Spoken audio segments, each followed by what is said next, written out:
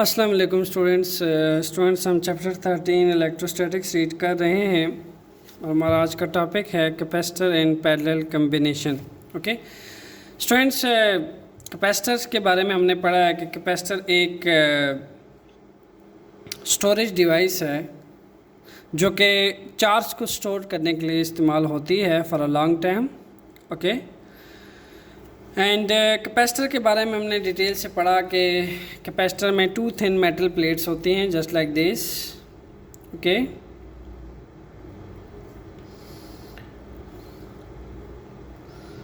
जिसमें हमने देखा कि इसको सेपरेट करते हैं हम कुछ डिस्टेंस के साथ। ओके एंड यहाँ पे डाइलेक्ट्रिक मीडियम को इंसर्ट करते हैं और वो डाइलेक्ट्रिक मीडियम कोई भी इंसुलेटिंग मटेरियल हो सकता है, that is air, that is sheet.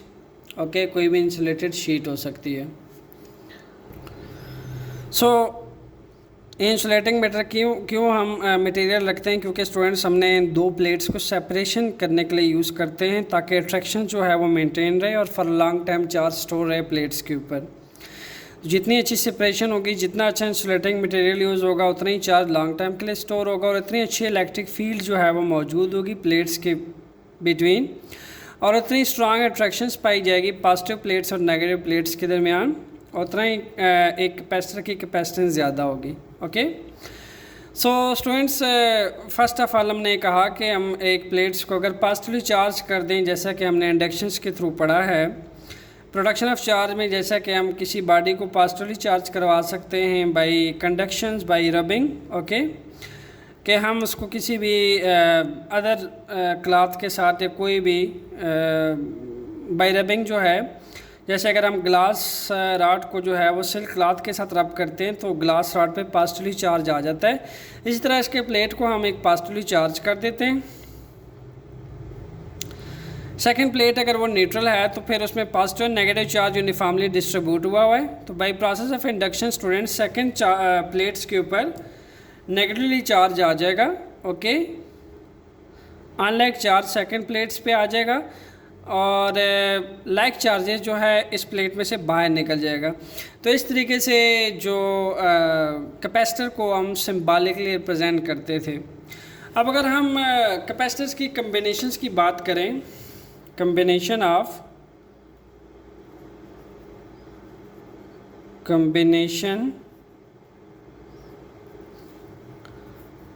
Of capacitor,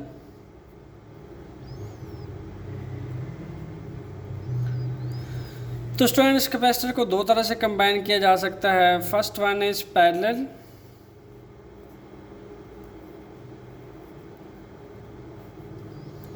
combination,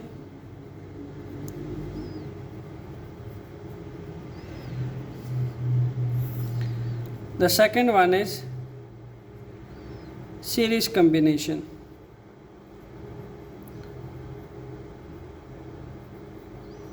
so first students हम पढ़ेंगे पैरेलल कम्बिनेशन के बारे में।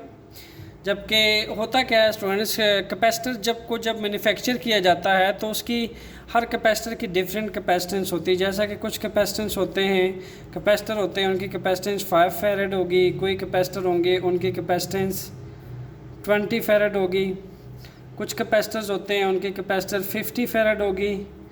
ये डिफरेंट कैपेसिटेंस है और हर कैपेसिटर को एक डिफरेंट कैपेसिटेंस के साथ मैन्युफैक्चर किया जाता है और इसीलिए आज से इनको हम कंबाइन कर सकते हैं दो तरीक़ों से। पैरेलल भी कंबाइन कर सकते हैं, सीरीज़ वाइज भी कंबाइन किया जा सकता है। और इसकी कम्बिनेशन के पीछे हमारा रीज़न क्या होता है कि हम अपने डिज़ायर वैल्यू ऑफ कैपेसिटेंस हासिल कर सकते हैं। सो फर्स्ट ऑफ ऑल तो बात ही होती है कि हम कम्बिनेशन क्यों रखते हैं। To get the desired value of capacitance we combine the capacitors and series and parallel, okay, according to our requirement, according to our desired value of capacitance। so first of all बढ़ते हैं parallel combination of capacitor की तरफ।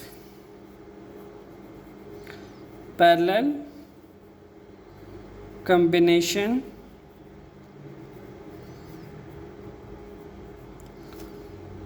of capacitor।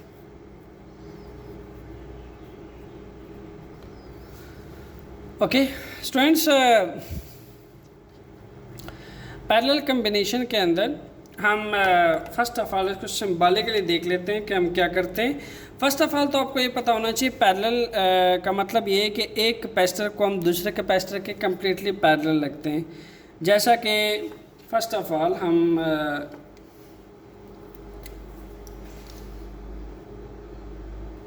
ऐसे first capacitor, second capacitor first के parallel and तीसरा capacitor भी इन दोनों के पैरेलल रखते हैं। ओके, और स्टूडेंट्स इसको जोड़ते कैसे हैं, कंबाइन कैसे करते हैं?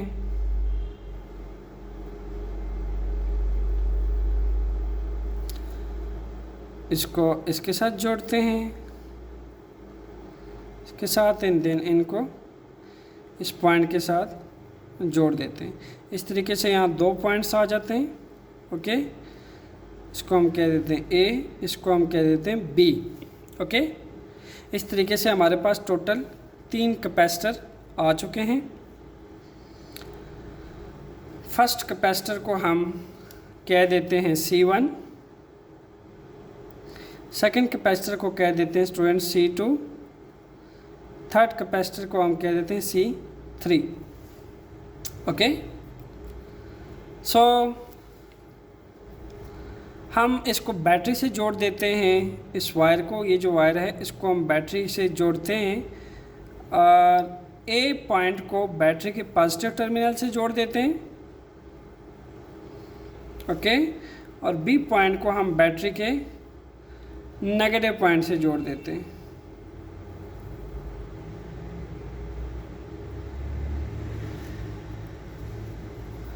ओके,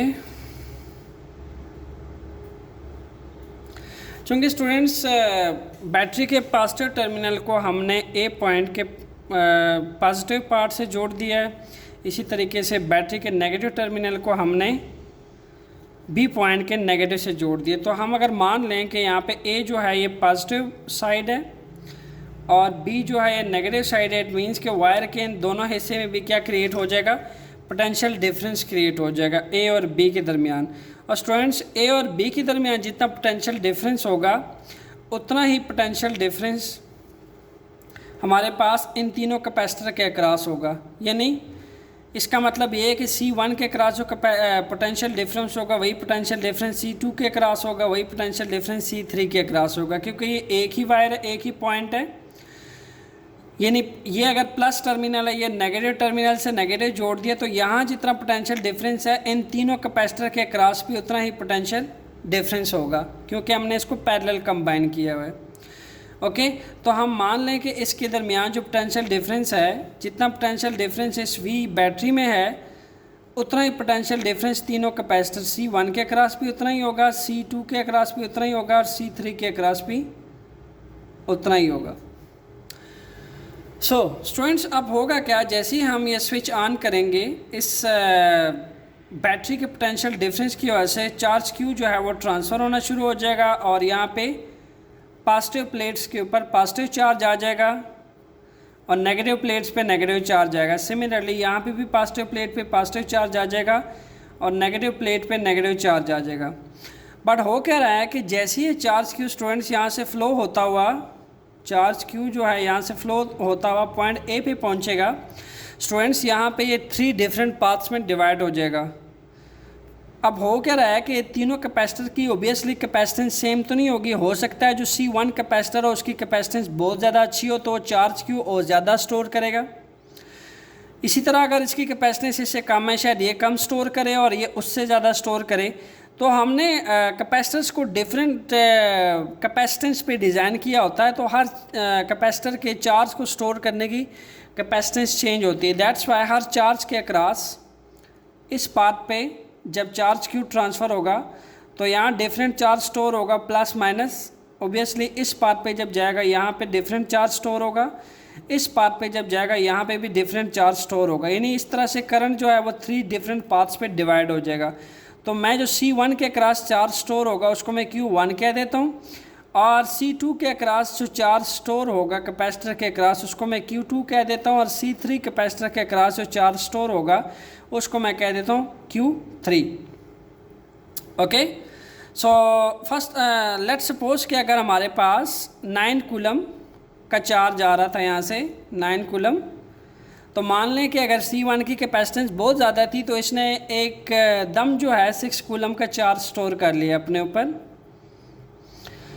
और इसकी कैपेसिटेंस बहुत कम थी तो ये मिडल वाला जो है सिर्फ 1 कूलम ऑफ चार्ज स्टोर कर चुका, और जो रिमेनिंग C3 कैपेसिटर लगा हुआ है उसने स्टोर कर लिया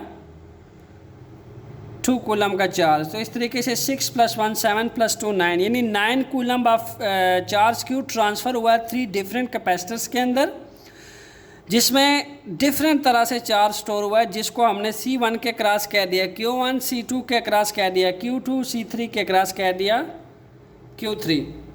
सो पैरेलल कम्बिनेशन में चूँकि पॉइंट A B पे प्लस चार्ज है और यहाँ माइनस चार्ज है, तो जो पोटेंशियल डिफरेंस यहाँ मौजूद है वही potential difference C1, C2, C3 के अक्रॉस मौजूद है।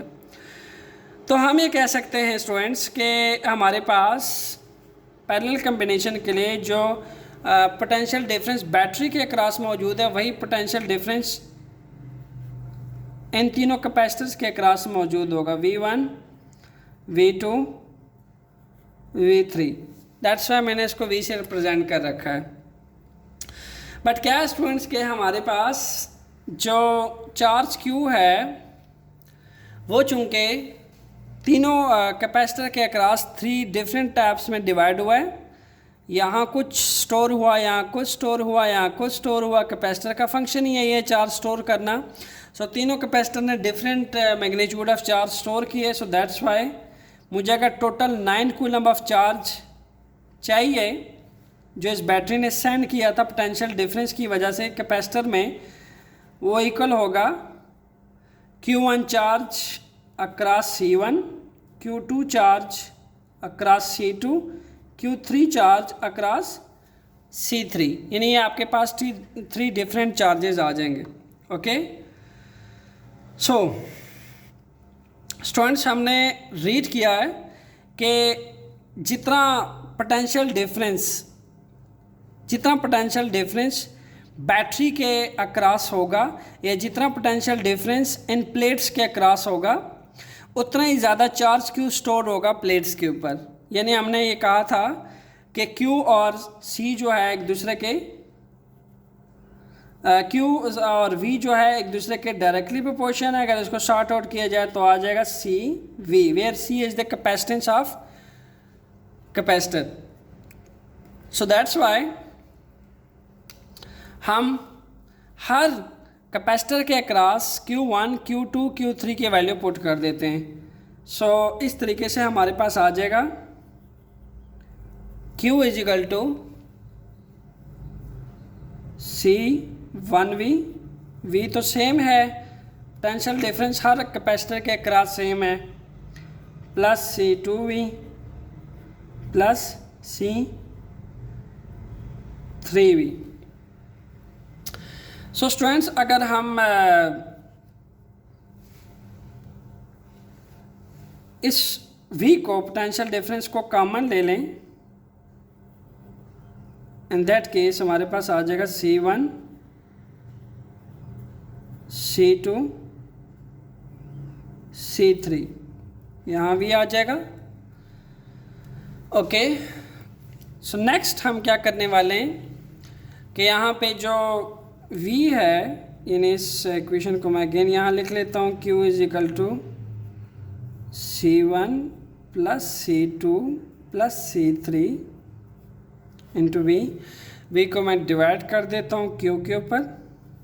वी विल गेट Q/V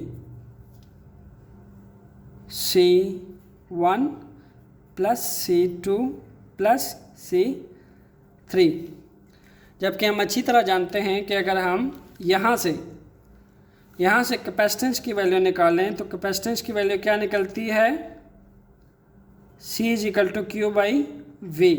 ये वैल्यू ऑलरेडी हम निकाल चुके कि अगर 1 वोल्ट का पोटेंशियल डिफरेंस हो प्लेट के अक्रॉस, अगर 1 वोल्ट का पोटेंशियल डिफरेंस हो जिससे 1 कूलम ऑफ चार्ज स्टोर हो प्लेस के ऊपर, तो वो उस कैपेसिटर की कैपेसिटेंस कहलाती है, यानी वो 1 फैरेड के इक्वल होता है। सो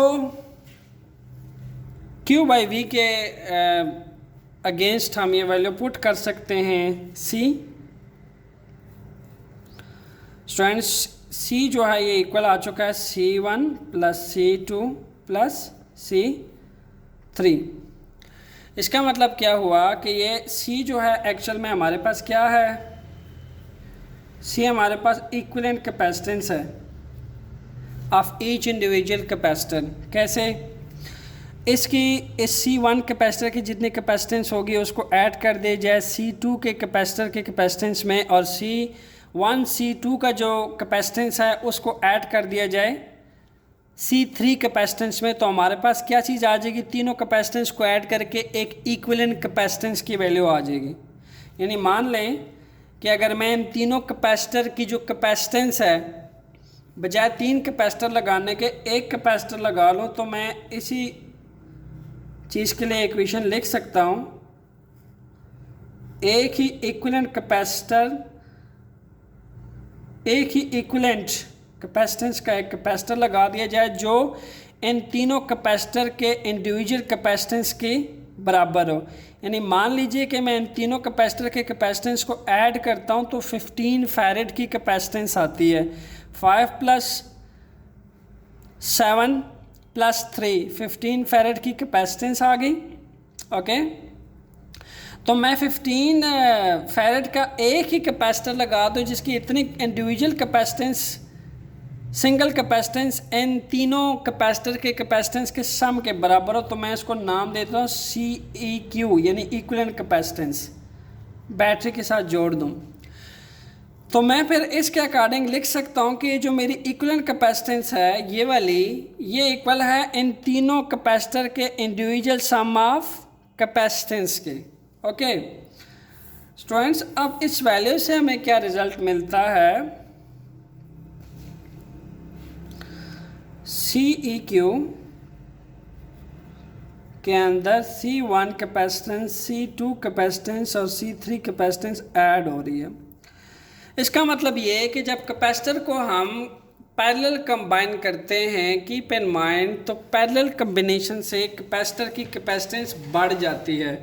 ये इक्वेशन क्या बता रही है कि जब भी हम कैपेसिटर को पैरेलल कंबाइन करेंगे, ओके, जब भी पैरेलल कम्बिनेशन होगी कैपेसिटर की, तो याद रहे उसकी कैपेसिटेंस ग्रेटर होगी then any of the individual capacitance. यानी अगर मैं इस इक्विवेलेंट कैपेसिटर, ये जो इक्विवेलेंट कैपेसिटेंस की वैल्यू मालूम करूँ, कीप इन माइंड इसकी कैपेसिटेंस इन तीनों कैपेसिटर के इंडिविजुअल कैपेसिटेंस से भी ज़्यादा होगी जब हम इसको पैरेलल कंबाइन करेंगे। ओके, दैट्स वाई हम ज़्यादातर जब चार्ज को स्टोर करना हो लॉन्ग टाइम के लिए और कैपेसिटेंस बढ़ानी हो तो हमारी कोशिश होती है कि हम तीनों कैपेसिटर को पैरेलल कंबाइन करें। तो हमारे पास अगर n नंबर ऑफ कैपेसिटर होंगे, इन केस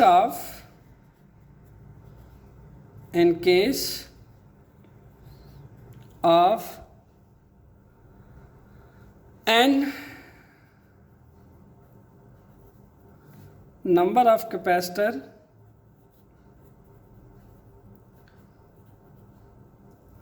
हमारे पास अगर n नंबर ऑफ कैपेसिटर हों, in that case C equivalent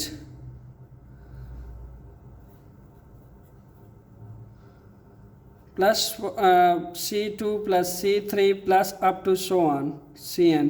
n number का कैपेसिटेंस का मतलब ये है कि अगर हम जितने मर्जी कैपेसिटेंस जोड़ दें, ओके, उसकी इक्विवेलेंट कैपेसिटेंस बिल्कुल सेम रिदम में ही ऐड अप होगी और इसकी इक्विवेलेंट कैपेसिटेंस किसी भी any of the individual capacitance से ज़्यादा होगी। ओके, तो हम जब भी कैपेसिटर को पैरेलल कंबाइन करेंगे, कीप इन माइंड उसकी कैपेसिटेंस जो है वो ऐड अप होके बढ़ जाती है, इंक्रीज हो जाती है। To increase the capacitance of a capacitor we combine the capacitor in parallel combination. Okay students, next अब हम पढ़ेंगे कैपेसिटर इन सीरीज कम्बिनेशन। तब तक के लिए stay tuned with conceptual physics lecture. Thanks.